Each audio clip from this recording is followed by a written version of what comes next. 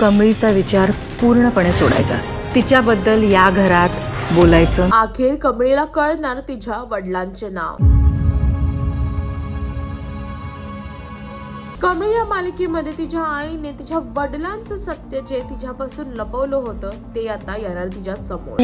कमळीचा विचार पूर्णपणे सोडायचास. तिच्याबद्दल या घरात बोलायचं नाही. कमळीला शेवटी कळणार तिच्या वडिलांचं नाव. कमळीला ज्या क्षणी कळलं की राजन कमळीच्या गावी गेले आहेत त्याच क्षणी ती सुद्धा गावाला जाण्यासाठी निघाली. आणि इथे कामिनीला फक्त एकच भीती होती की राजन आणि कमळीचा सामना नाही व्हायला पाहिजे. म्हातारी आणि राजन कुठे गेले? कमळीच्या गावाला जाणार आहे. काय? मी तुझ्यापासून त्यांचं नाव लपवलं. आणि इथेच सत्याची चाहूल दिसत आहे. नक्की का कामिनीला असं हवं आहे की राजन आणि कमळी समोर नाही यायला हवे? कामिनीच्या अशा वागण्याच्या मागचं कारण तुम्हाला काय वाटतं हे कमेंट करून सांगा.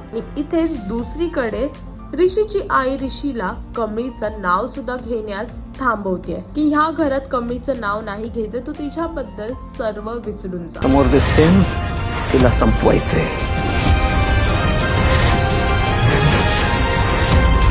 आता बघायचं हे आहे की ऋषीच्या समोर ठेवलेला हा जो निर्णय आहे त्याच्या आईने तो मान्य करेल का? आणि दुसरीकडेच राजन आणि कमळी दोघांचे नातं काय आहे हे प्रेक्षकांना समजेल का?